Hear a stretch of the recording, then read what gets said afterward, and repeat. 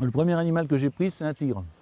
Je suis allé dans un cirque un jour et j'ai dit, tiens, j'aimerais bien. Le gars m'a dit, oh, t'aimes les bêtes, tiens, si tu veux, tu peux avoir un tigre, je te passe un tigre. Donc je me suis fait taper sur les doigts par la DSV, évidemment, parce que moi je suis allé bêtement à la DSV, leur demander une autorisation pour avoir de la viande. Mais vous êtes malade, ça se passe pas comme ça. Donc j'ai monté un dossier pour avoir mon certificat de capacité pour pouvoir garder mes bêtes. 22 ans plus tard, Gérard Moulera a près de 150 animaux dans son jardin. Ancien chef d'entreprise, aujourd'hui à la retraite, il recueille des bêtes devenues indésirables dans les parcs zoologiques. Et lui, par exemple, c'est un animal qui ne veut pas être présenté dans un zoo parce qu'il a dû être chez des particuliers, il a eu des problèmes dans les pattes et il y a des doigts en moins. Entre maison de retraite et nurserie, le moulin de Montfrange héberge une dizaine d'espèces différentes. La vente ou l'achat d'animaux sauvages étant interdit, tous les pensionnaires sont nés sur place, donnés ou échangés.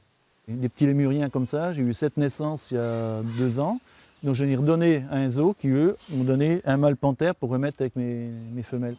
Chauffage, vétérinaire, transport, pour subvenir aux besoins de sa ménagerie, Gérard Moulera débourse près de 40 000 € par an, à fonds perdus.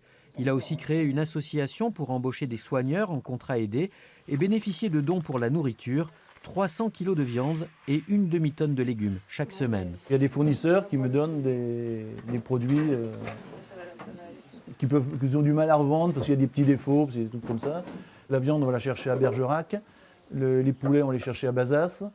Donc tous les jours, on est sur la route. Une passion dévorante, mais confidentielle. La propriété a tous les agréments pour élever des animaux sauvages, mais ne peut pas accueillir de public. Les fauves n'ont presque jamais de visite.